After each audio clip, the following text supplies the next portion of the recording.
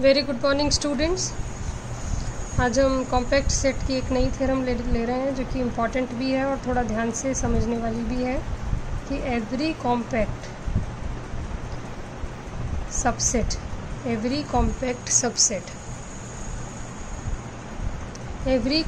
Subset of real number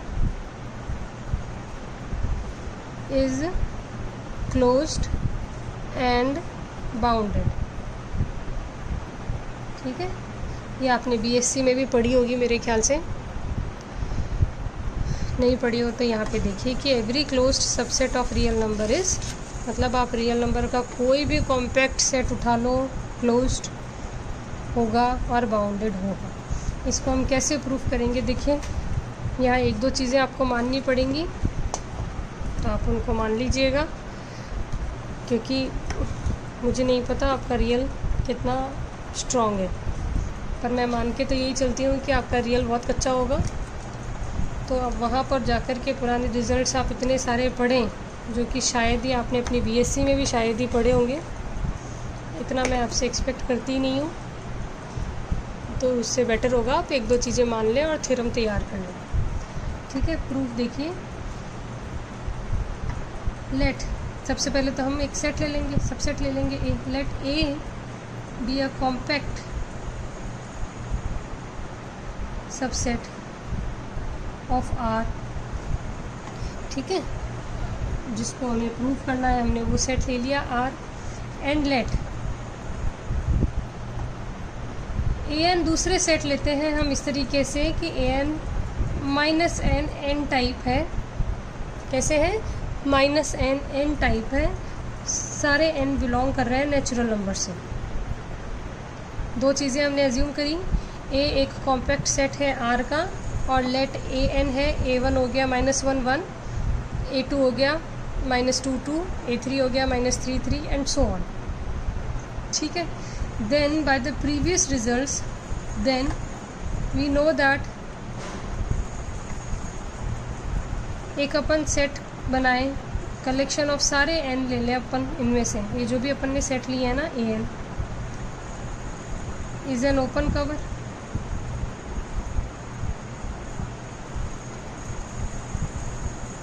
is an open cover of are.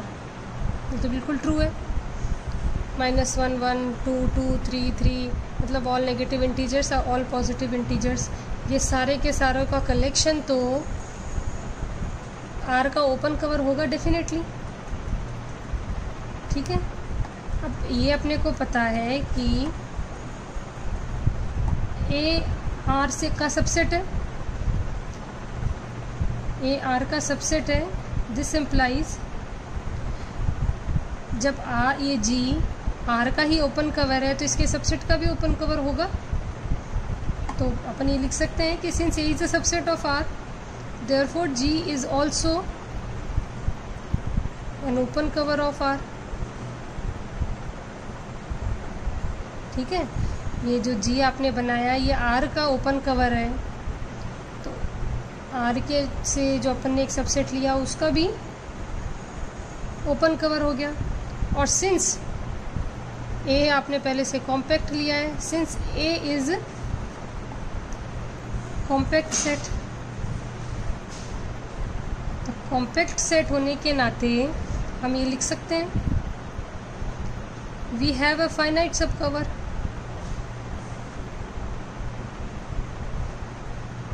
ए आपका compact set था तो उसके लिए तो एक फाइनाइट सब कवर एग्जिस्ट करे ही करेगा। अब उस फाइनाइट सब कवर को मैं क्या मानूंगी? AM1, ठीक है, AM2, AM3, एक सर्टेन फाइनाइट लेना है तो AMK पे जाके स्टॉप करा दूँगी। Then we have a finite sub cover. ये किसका है? ये ए का। दैट इज़ ए इसके यूनियन में कंटेन कराओगे आप। That is A is contained in union of AMI, जहाँ आई कहाँ से वेरी कर रहा है? ए से लेकर 1 से लेकर के K तक। ठीक है, ये आपकी बात हुई। सेट लिया आपने ए एक दूसरा टाइप का सेट क्रिएट किया AN टाइप, इन सब को लेकर के, इन सब का कलेक्शन लेकर के G क्लेम किया और G आपका ओपन कवर हो गया R का। अब G R का ही ओपन कवर है तो R का ही एक सबसेट है A, उसका भी ओपन कवर हो गया। पर A तो पहले से ही कॉम्पैक्ट सेट था तो इसके लिए तो फाइनाइट सब कवर एग्जिस्ट करता ही करता है। फाइनाइट सब कवर को हमने ये नाम दे दिया। इस तरीके से हम ये कह सकते हैं कि A, ये सब कवर की डेफिनेशन से ये है कि A इसके यूनियंस में कंटेन करेगा। ठीक है, यहाँ तक पहुँचे। अब अपन मान लेते हैं कि चलो सपोज लेट ये A, M3, M के ये सब इंडेक्स नंबर्स हैं, तो इनमें से ऑर्डर है ना सबका, तो इनमें से मैं एक M इस तरीके से चूज़ कर सकती हूँ कि जो इनमें से सबसे बड़ा होगा।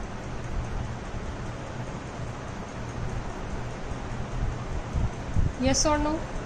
I am choosing M out of these M1, M2, M3 such that M is maximum of all these Mi. Maximum of Mi, I is varying 1 to k.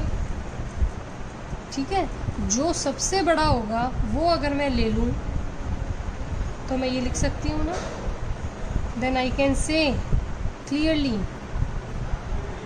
कि जो A है वो AM में कंटेंट होगा और AM क्या है, where, what is AM, यहाँ से लिखेंगे अपन -M + M। ठीक है, इसमें कंटेन हो गया। अब जब AM इसमें कंटेंट हो गया तो मैं ये लिख सकती हूँ क्या, this implies E is bounded. क्यों, आप इस A में से X, इस सिंस लिखो एक बार पूरा, since mod of X is always less than M for any number, आप कोई सा भी नंबर ले लो A में से, आप X में से कोई सा भी नंबर ले लो, A में से कोई सा भी नंबर ले लो, जब A ही AM में कंटेंट है पूरा का पूरा, तो इसका जो X है वो इस M से छोटा ही होगा, करेक्ट, +M से छोटा ही होगा आपका ये mod X ले लोगे तो आप। और यही तो बाउंडेडनेस की डेफिनेशन है कि एक उसका अपर बाउंड एग्जिस्ट कर जाए, तो आपने दिखा दिया। क्यों, आपने M इस तरीके से चूज़ किया, इसीलिए आपने ये सेट इस तरीके से बनाया, तो आपने ये प्रूफ कर दिया कि A इज़ बाउंडेड। अब नेक्स्ट में आपको प्रूफ करना है कि क्लोज्ड है। नेक्स्ट में आपको क्या प्रूफ करना है, नेक्स्ट में आपको प्रूफ करना है कि A इज़ क्लोज्ड। बाउंडेड तो प्रूफ कर दिया आपने, क्लोज्ड प्रूफ करना है। दैट इज़ आपको क्या प्रूफ करना है, मैथमेटिकली आपको प्रूफ करना है that is to prove that every limit point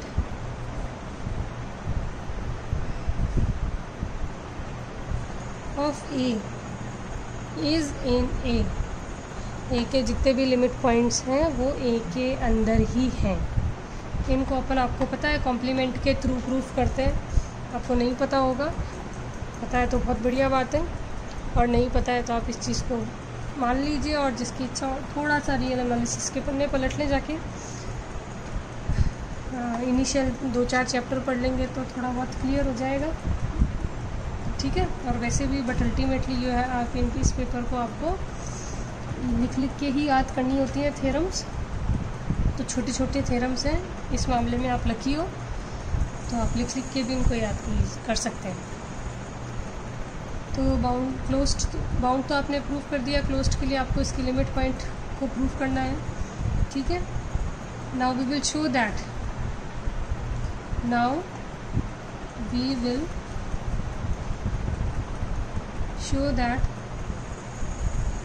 contradiction से प्रूफ करेंगे। Now we will show that no limit point of R complement A, no limit point of R complement A can be a limit point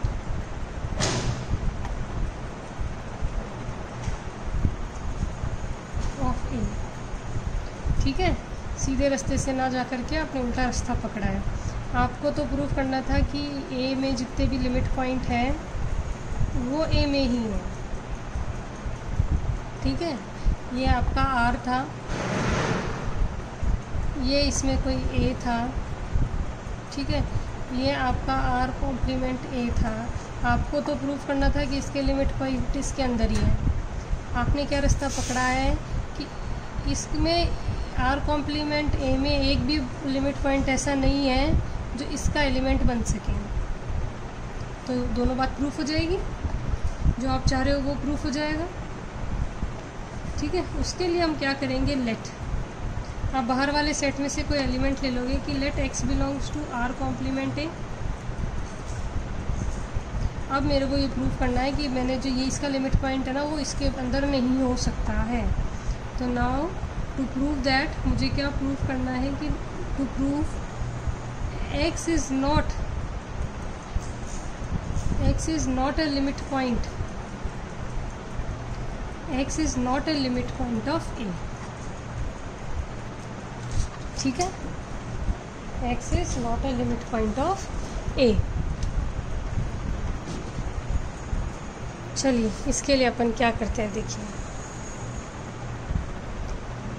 एक अपन set लेते हैं। If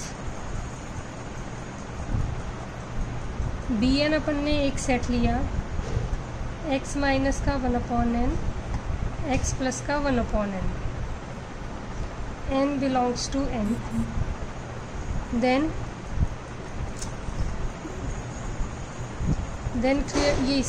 ये n आपका index number है, minus x minus small quantity x plus small quantity, then x belongs to bn है।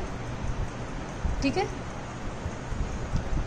आपने bn इस तरीके से क्रिएट किया तो यहाँ तो clearly x belongs to bn हो गया। And bn is closed subset of R। ठीक है, ये आपने इस तरीके से लिया है। ये bn आपने इस तरीके से x इसमें से लिया है कि ये क्लोज्ड सबसेट है R का। अगर bn को आपने क्लोज्ड लिया है तो R complement bn is open हो गया। ये आपने लिया है, इसको आपको ध्यान रखोगे। R आपका R कॉम्प्लीमेंट bn ओपन हो गया इन R। ठीक है, इसको आप ऐसे भी लिख सकते हो, इनका bn का इंटरसेक्शन आप लोगे सारा 1 to लेकर के इनफाइनाइट, तो बेसिकली इसमें x के अलावा और कोई एलिमेंट नहीं आएगा। आप यहाँ पर n को इनफाइनाइट तक ले जा कर के देख लो, बेसिकली सिर्फ x ही बच रहे हैं, नथिंग। ठीक है, लिमिटिंग केस में n equal to 1 bn x के बराबर ही होगा।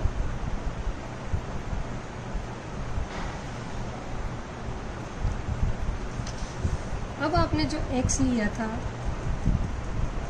वो a का एलिमेंट नहीं लिया था, आपने x R कॉम्प्लीमेंट a में से लिया था। ठीक है,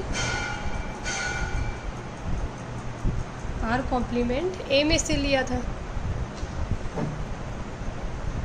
तो जो x था वो R कॉम्प्लीमेंट a का एलिमेंट था, तो x does not belongs to a। इसका क्या मतलब हुआ कि जो a है वो कंटेंड है। अगर आप ये जो सेट लिया है bn, इसको R में से R के साथ इसका कॉम्प्लीमेंट ले लोगे तो x उसमें से बिलोंग कर जाएगा, सॉरी a उसमें से बिलोंग कर जाएगा, क्योंकि हमको तो खाली एक x एलिमेंट हटाना है a में से कि x a में नहीं बिलोंग कर रहा है। बाकी आपको R complement union intersection of bn n equal to 1 to infinite. De Morgan's law से अपन इसको R को अंदर ले जा करके इसको यूनियन में कन्वर्ट कर सकते हैं, n equal to 1 to infinite r complement bn। अब a इसमें कंटेन हो गया, a इसमें कंटेन हो गया, और a क्या था,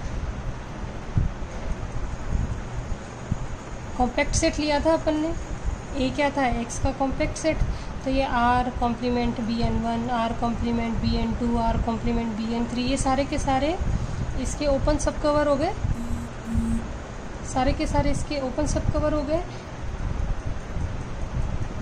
अब अगर मैं कोई एक स्मॉल एलिमेंट इसमें से ले लूँ, स्मॉल a, वो किसी ना किसी RBN1, RBN2, RBN3 में से तो बिलोंग करेगा ही करेगा। एनी a, जब सारे के सारे a इसमें से हो गए तो no point of a will belong to this set, bn set से। इसका क्या मतलब हुआ, x can not be a limit point of a। देखो उसके आगे लिखो, this shows that h equal to, मैं ये r कॉम्प्लीमेंट bn को एक नया सेट ले लूँ, सबको एक साथ डालना है तो नया सेट ले लिया, is an open cover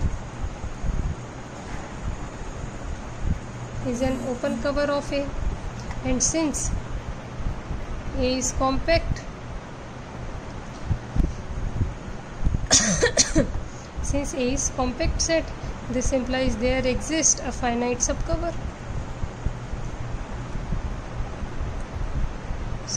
of a in h। उनको अपन क्या मान लेंगे, let r complement bn1, r complement bn2 and so on, r complement bn के फाइनाइट है, ठीक है, be a finite सबकवर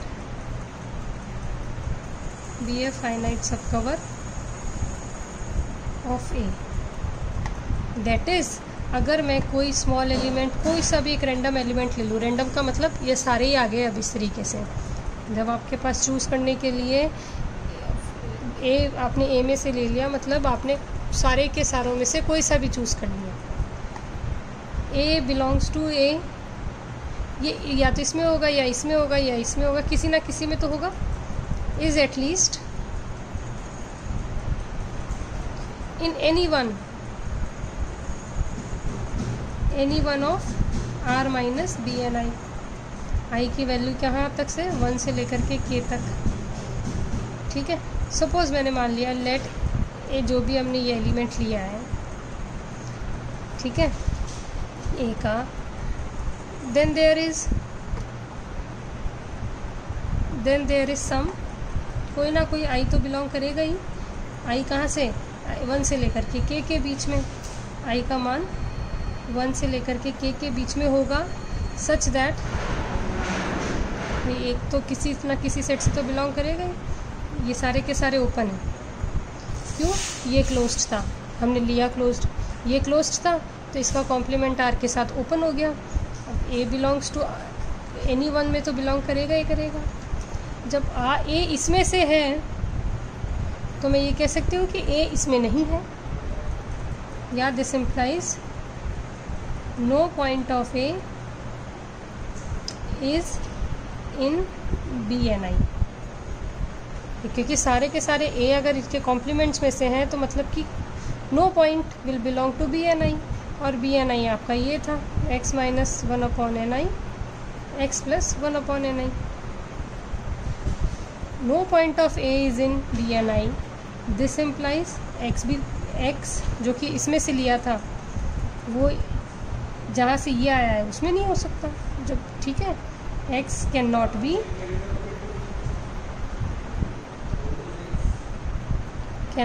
a limit point of a। This implies every limit point of a is in a, this implies a is closed, ठीक है। इस तरीके से आपकी एक इम्पॉर्टेंट थ्योरम कंप्लीट होगी। इसको आप लिख, ये तो बेटा देखो लैंग्वेज का तो कोई ऑल्टरनेट नहीं है, ये तो आपको लिख लिख करके ही याद करनी है, और याद करने के बाद रिवाइज़ नहीं करोगे तो भूल भी जाओगे। तो प्योर के पेपर आपको इसी तरीके से तैयार करने होते हैं, तो इनको थोड़ा सा ग्रांटेड ना लें और इनको टाइम टू टाइम पढ़ते रहें, पन्ने पलटते रहें, तो ये थोड़ा सा दिमाग में जगह रखती है। अदरवाइज़ आपने महीना भर इनको हाथ नहीं लगाया तो आपकी ये चीज़ें ज़ीरो हो जाती हैं और वापस से आपसे उतना ही टाइम मांगती हैं जितना फर्स्ट टाइम पे पढ़ते हो। ठीक है, चलिए thank you very much. Next time में हम नेक्स्ट क्लास में कनेक्टेड स्पेस शुरू करेंगे।